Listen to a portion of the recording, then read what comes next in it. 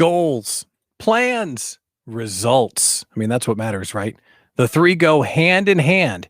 But how can you create a process to achieve all three at once? Haha, today we're bringing in the big gun, Michael Rampolla from SPEARity, to teach us the why and the how to a process to achieve all three. Welcome into Idea Collective Live, the official weekly meeting of the small business community. I'm Pat Miller, the Idea Coach. Now, this show is live all across the Idea Coach Network, which is LinkedIn and Twitter and Twitch and Facebook and YouTube and other places.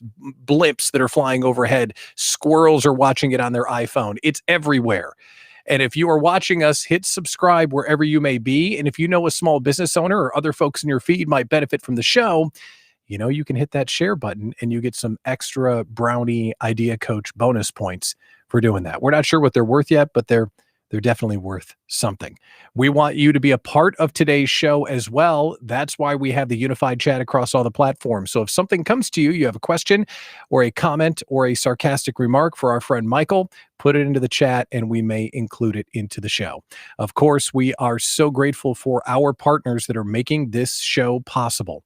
Bank 59, Quick Trip, Serendipity Labs, and of course, the Idea Collective for small business owners. We have a lot going on today. Later on in the show, we're going to tell you how you can get a free year in the Idea Collective. We're going to tell you how we're giving away free years in the Idea Collective with FM 106 and Bank 59 for women-owned businesses in the Milwaukee area. And if that's not enough, we're launching a new contest today with Quick Trip. Welcome back, baseball. We're counting down to opening day, so we are going to have some fun. So let's get to it. Our first guest is the man. He needs no introduction, but we'll do it anyway. Michael Rampolla. He's the strategist and coach for SPEARity. Michael, it's great to see you. How are you today? Great to be seen, Pat. I am doing fantastic. Great. I'm glad you're here today because we are talking about three things that I think people have a hard time with: goals, plans, and results, and the process to achieve all three. So we never know what's going to happen, #pandemic. So how should a small business owner go about thinking about setting all these things up? Well, you know, it's exactly that volatility. I'm going to use the acronym volatility, uncertainty, complexity, ambiguity. Those are exactly the reasons that you should bother setting goals. Some people say the future is unpredictable, so forget it. I'll just figure it out as I go. Well, that is leaving way too much up to chance. And you should absolutely have a goal and have some plans, but they can't go too far out into the future. And that's one of the things that we find is a big challenge for lots of businesses is they'll set annual plans. And as everybody knows who had an annual plan for 2020, that's not necessarily the right time frame for goal setting. And that's one of the things that we've learned. Yeah. So what prevents us from setting up goals? One of the big things that prevents us from setting up goals is your history with goals. It's like anything else. If you've had a great history with goal setting and goal accomplishment, then you're much more likely to bother. And if you haven't, you've either not done it right or for some reason or other, goals haven't come to fruition, that can often be a mental barrier to goal setting. There's a perception that it's a waste of my time, or there's a perception that it doesn't matter, I'm going to get it done whether I do it or not. So all of these things get in the way. There's a bunch of things that prevent you from setting goals. We're not really wired for goal setting. We're wired for hoping, and we're wired for doing. But the part in the middle, the discipline part, the process part, we're not really wired for that. And so it's not a natural activity, which is why you need to prioritize the time spent doing it. Now, I know that you're fascinated with how the human brain works, so I'm not going to let you drive by that comment without getting a little bit more out of you. So you're saying we're not really wired for goal setting. Tell us more about that. So we're wired for hoping, and that's our natural state. Our natural state is to think into the future and think about things that we want, desire, hope. And then oftentimes there's a part of our brain that just says, that's all I needed to do. I needed to have a visual of the future, and that's enough. And there's even some popular cliches and ideas that will allow you to think that that's enough. Work hard enough at something and you'll get there. But if you don't have a goal and a plan for how to do the hard work, then that hope and that dream is never going to be enough because there's way too much reality, too much runway and opportunities for for sidestepping and traps and unexpected, unexplained, out of my control things to happen. So we're not wired for it, which is why you need to recognize there's a discipline and a process that's really going to help you make a big difference there. And there's a format to a good goal. A SMART goal, is that still the right way to go about it? You know, it really is. It's a classic, and it is so for a reason. I'll give you, there's a few different ways to do the acronym, but we'll do it this way. S is specific, M is measurable, A is achievable, R is relevant, and T is timely or time bound. Now, most people, when they do the SMART acronym, they go top to bottom. They start with specific and they get down to the T. I'll give you this one hint for today. I'll give you a couple of hints today. One of the hints about SMART goal setting is you have to actually work from the bottom up. Start with the deadline. Your brain's already thinking in deadlines. By when do I have to get this done, or when am I going to check my progress? If you start with the timeline and then R, relevant, what's my vision between now and then, your ability to figure out A, M, and S is going to be that much more accurate, and therefore much more likely to be something real that you can accomplish. That's a great nugget. We're talking today on Idea Collective Live with Michael Rampolla, a coach and strategist for SPEARity. And we're talking about goals, and we're talking about results. And let's say we use what you just gave us, which is a great nugget. Start from T and go backwards. But we've got a SMART goal. Okay, terrific. Am I done? Is that it? Well, wouldn't it be nice? But back to the same idea from before. Goals is a good step past hope, but it's not yet actionable. Right? Goals that aren't actionable, well, then they aren't by definition. Let me clarify that. Everything is planning. Everything is planning until you're doing. And the only time frame in which you can do, which you can actually operate, is today, or this hour, this moment. Everything up to that is planning. And so often we get stuck thinking that, I can't take time to plan, that we forget that it's actually the critical step needed to make today, this hour, this effort productive. So goal setting, great. Now, how do I turn that thing into something I can do? Because goals by definition don't typically have actions. They're measurements of results, measurements of outcomes. But until I can turn that into, now, what do I do about that?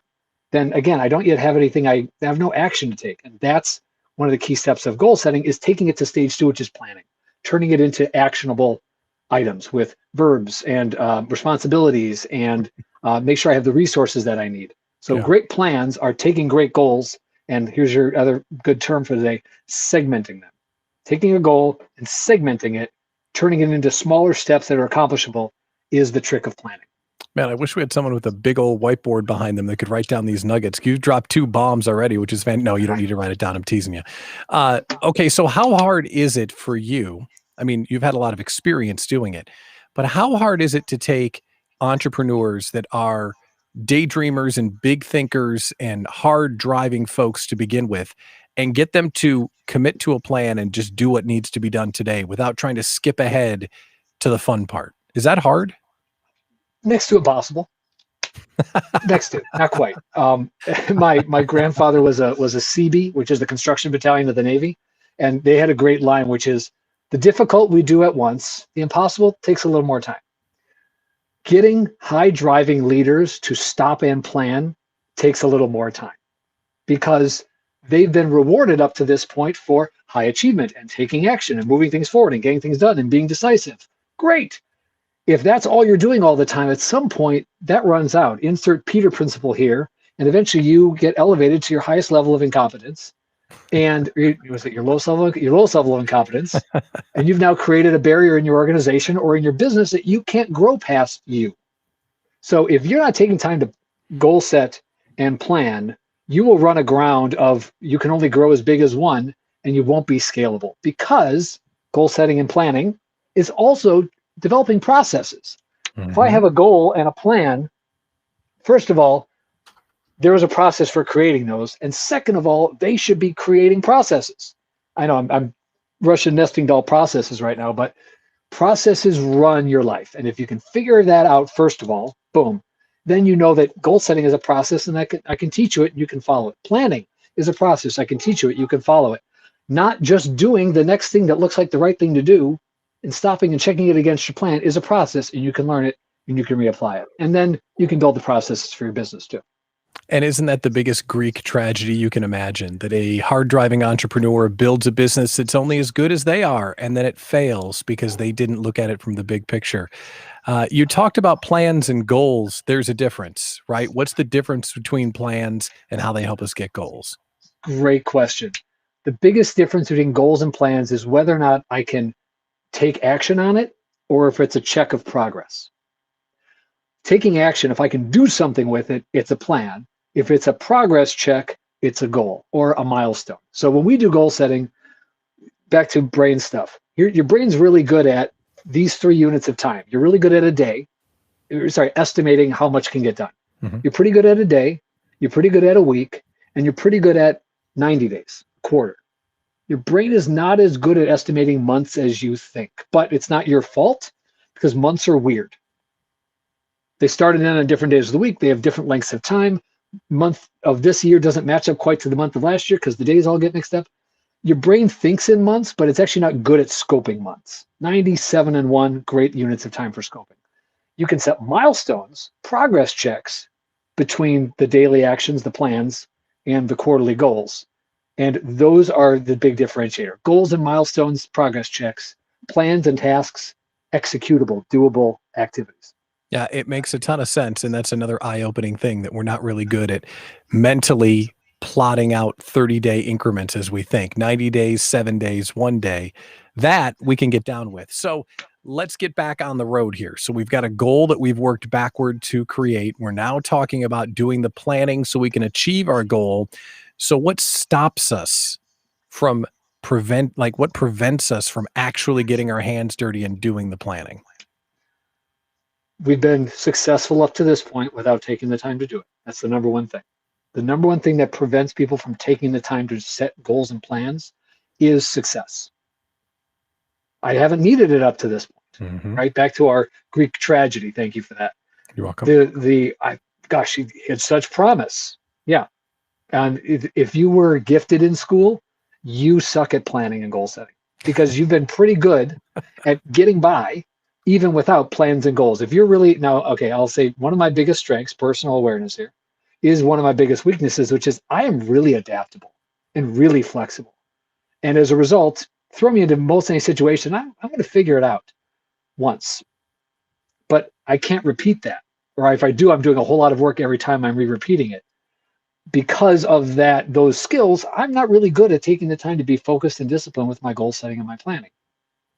So success and the ability to not plan and get by well enough can be a big barrier. And people who are high achieving, high driving, typically those that are leading their businesses, whether it's their business they own or business that they're a part of, they've been fine without getting down to the nitty gritty level of goal setting and planning that the rest of the mortals around them have had to do.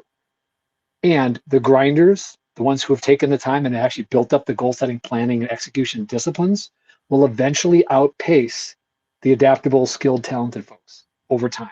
Because if they've never had to do goal setting and planning, something like 2020 is going to come around and the gifted and talented leaders are going to struggle where the grinders who've always had to take time to do it are actually going to have a step on them. Did you have to train to have that conversation?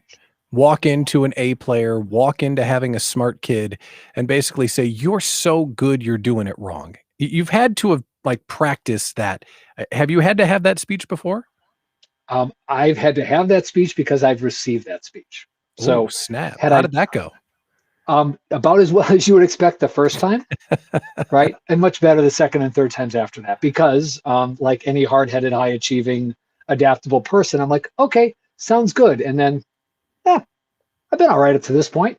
Mm-hmm. And about the second or third time that I ran into that brick wall, I said, there's something to this. There's something to this idea that I am actually causing my own struggles as opposed to some outside force that's outside of my control. So having received said conversation, I can now empathize and deliver that conversation much more easily.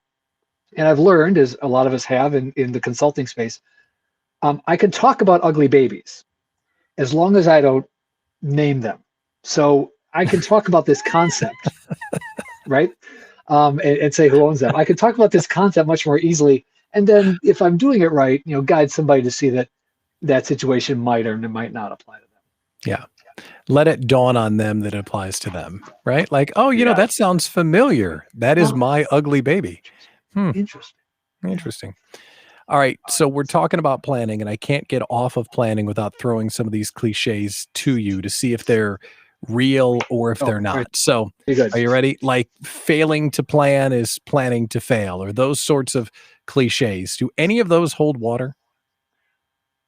How about this? There's versions of them. I mean, failing to plan is planning to fail. It's not planning to fail. It's just significantly increasing the likelihood. Or more acutely, planning to fail is planning to struggle when the failure happens. Or saying, if it fails, then it's outside of my control. Planning can mitigate failure. And planning to do something after the failure, whole nother meta here for a second. Not everything's going to work. My plan needs to take into account that it's not going to work every time. Plans that are fragile and very carefully built are the ones that are most likely to break and not be able to recover. But a plan that is flexible by design, a plan that has milestones built in, and let me check and see if that's working. Oh, it's working. Let me keep doing that. Let me check and see if it's working. It's not. I should try something else. So plans that are rigid are designed to fail. Plans that have checks and adjustments built into them are the kinds of plans that can be successful in the long term. So failing to actually plan for failure is, I guess, the way I would potentially rework that, and then have a plan to adjust accordingly. That seems to be one of the things you like to put into plans, is that it's not just what are we going to do, it's how are we going to measure progress every day and every week? Is that how often you're checking in on your plans? Exactly. Every day and every week. Back to my 97 and 1 cycles here. I've got daily level activities, and I'm checking the results every day because I want to get a little bit better tomorrow, even if it's just a little bit. And then for the week, here's my scope for the week. I'm checking how that went, and I'm making an adjustment for next week. If you don't adjust your plans, if you just run it again, you're ignoring the lessons of failure. You're ignoring the opportunity to get better. There's that back to cliches. There's that 1% better every day idea. That's great as a hope, but if you don't have a plan to get 1% better every day, you're not going to get there. Yeah. But 1% better every day looks as simple as this. Did you have a plan when you started your day? Did you check the results of your plan at the end of the day? And did you make a better plan for tomorrow based on the results? If people don't have a plan, there's nothing to check against, and they have no idea if they're getting better or worse or not. And if they don't have a plan to check the result, they're just moving the to-do list forward every day. They're never going to get better. Everybody says they want to get better, but nobody wants to change. FYI, those are the same thing, because better is different and change is different. And if you want to get better, something must change. Otherwise, you're saying, I will accept current state forever. And most people at some point can't do that forever. Everybody wants to get better. Nobody wants to change. That's brilliant. That needs to be quote boarded in the Idea Collective immediately. That's absolute gold. And Thanks, the other Steve. thing you said, I just can't help myself. 97 won the plan. Mornings with Michael Rampolla. All right. So like that's going to have to be another thing too. That's the name of our planning radio station. I love it. Right there. We're talking with Michael Rampolla, coach and strategist for SPEARity. And if you have a question, drop it in the chat, because we're talking about goals and plannings and getting some stuff done. And we have a question from Ariel Kopak. So people say to focus on your strengths and outsource your weaknesses. What do you say to those who see planning as their weakness and rely on others to plan for them?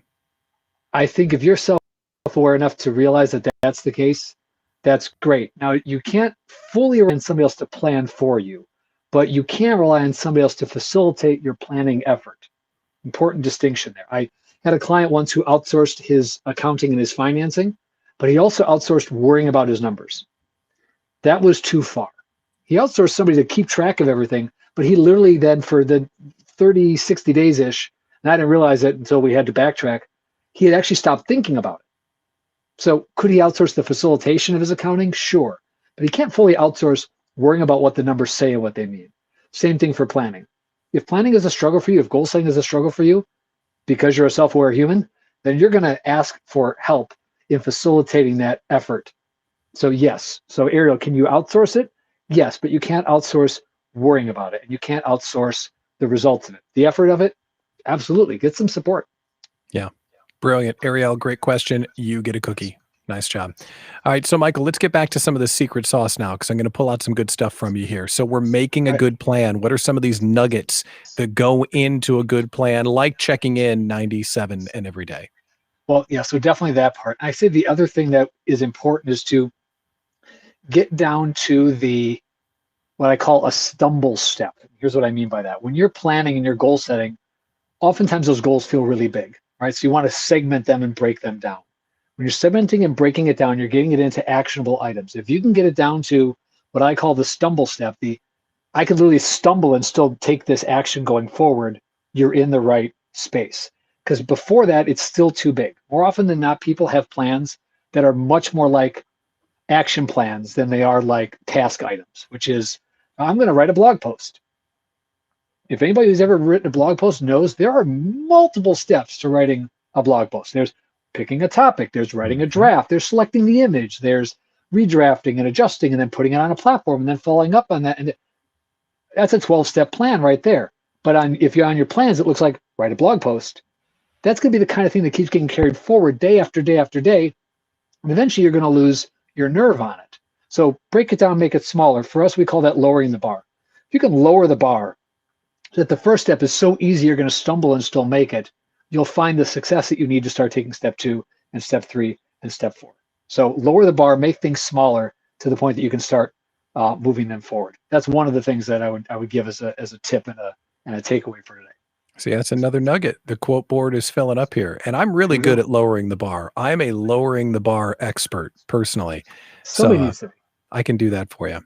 Okay, so let's start talking returns now. We've talked about goals. We've talked about plans and how to achieve them, how to build them. Okay, so we get involved. We do everything you tell us to do. What kind of results are we going to get if we make this goal, we make a plan, and we get after it? Great question. So let's say you've heard me and you've ascribed to the 90s concept, which is set a plan for the next 90 days. You've heard that idea before. My encouragement is, and here's another kind of brain trick, operate on the same 90 days that everybody else operates on. So right now, just last Friday actually, we did goal setting with all of our members for Q2. Some of you are going to say, but that's 2 weeks away. I'm going to say, I know. Wouldn't it be nice to walk into the next quarter with the plan already built? Listen, I know it sounds like that's crazy talk because most of us don't operate that way.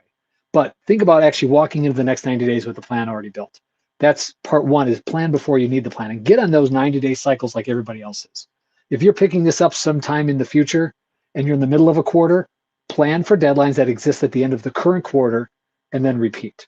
So as far as results go, step one is get to the same 90s as everybody else, because every 90 days you'll have a chance to do it again.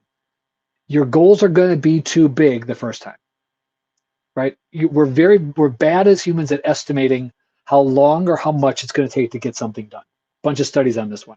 We typically estimate between 20 and 50% either faster or over. Either we're going to get it done in 20 to 50% less time, or in this amount of time, we're going to get 20 or 50% more done. We're bad at this. Even in me telling you that, you're still going to be too much. It's okay. What you're going to learn at the end of that 90-day cycle is what's more reasonable, and you'll have a better job setting it the next 90 days. And then the next 90 days, you'll get a little bit closer, but you're still not going to make it. We find it takes 3 solid cycles for people to get the hand of right sizing their goals. So don't be, I'm telling you now, don't be discouraged when in 90 days you didn't get all the way there. You're going to learn a ton along the way, and you're going to check your results and adjust for the next plan. And as I saw our friend Bill drop in there, you're right, goals shouldn't change within the time frame in which you set them. So set those 90-day goals, adjust the plans, because the plans are just the means to the end. And you know that you have to adjust those plans as you go. And from a results standpoint, here's what I know. People who set goals, I want to make sure I get my stats right, because I want to be fair to the science and the research. There we go. When goals are documented, when you take those hopes and those dreams and those wishes and actually just put them down on paper somewhere, 33% more likely you're going to achieve them just by turning wishes and dreams into documented goals. I know that if you put it in front of you and put it in a place you're going to see on a more regular basis, you can at least double that success rate, which means you're now 2/3 more likely to get it done and get it done well than if you had had a wish and a dream and a hope. Now, multiply that into an organization, into a team, where everybody knows what they're focused on and everybody sees the number one priority goal every day. That's how that 1% becomes real, because everybody is focused on the goal, making their plans a little bit better every day, and you can actually see that real kind of return. The other thing to know this, you're going to be more successful 90% of the time, you're more likely to achieve if you have a goal than if you don't. So of all the things you're working on, your batting average, if you will, is 90% plus when you have a goal versus when you just tried. So if you want to increase your likelihood of getting things done to almost 100%, taking that extra minute to plan, set a goal, and start running it accordingly, you're just in a totally different game. That's amazing. I do want to bring on Bill. He brought another comment that I thought was interesting. If you're hitting all your goals, you're setting the bar too low. Do you agree with that? Yes and no. So on the one hand, I'm going to say, how about this? If you're hitting all your goals easily and really quickly, how about that, right? Because you've got these time frames. If I'm hitting all my goals and I'm like right on the line every time, great. I also agree with him that there's some sense of maybe I'm not being quite aspirational enough. So I would say if you're consistently getting all your goals done easily and quickly, then yeah, you're setting the bar too low. Maybe you turn those into milestones of a bigger plan. But it's kind of in that sales thing where if they say yes to the first number, you didn't ask for enough. I think Bill, I'm in the same camp with you on that one. Yeah. Well, also, you're not learning anything. Let's go back to failure. There's something to be learned from success. There's a lot more to be learned from failure. So yeah, I would say failing a few times is actually a mark of success. But let's go one step further here, because there is a school of thoughts of setting BHAG outrageous goals. And if you accomplish 60% of them, you're further along. So are you doing so? I mean, you're saying set goals and accomplish them or get close to them. But some people come from that school of thought that they're going to set just some outrageous number, knowing that they've come even close. It's a huge win. I like the idea. And I like the concept, and I agree with you. And again, the science and the research does say that setting aspirational and challenging goals does increase my overall performance. So you're accurate on that. There's a sense that the BHAG is so ludicrous that I already know as I'm writing it down that it's not going to happen, right. And it kind of ends up working against you. So you still have to kind of right size out the audaciousness of it. And again, build in the milestone checks to get there. If I just set a 3-year plan of becoming a $5 million company, and today I'm making $500K, if I don't have any milestones along the way, like that feels like a big, hairy, audacious goal. I love it.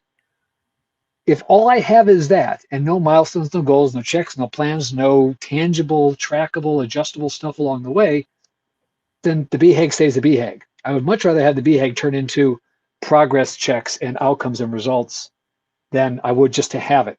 I'm not against it. It alone is not enough. And I'll do one more thing for anybody working in an enterprise. I was once consulting with an organization that intentionally set all of their goals too high. And everybody knew it. And it was just part of the conversation. It was, here's our annual goals. And I said, these look really aspirational. Oh, yeah, that's how we do it. All of our goals are set about 20% beyond what's reasonable. I said, does anybody know this? They said, oh, everybody knows this.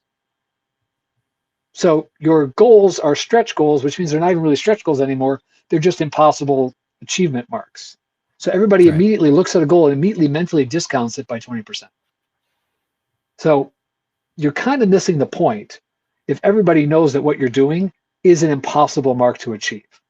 So BHAG, be audacious. I'm with you.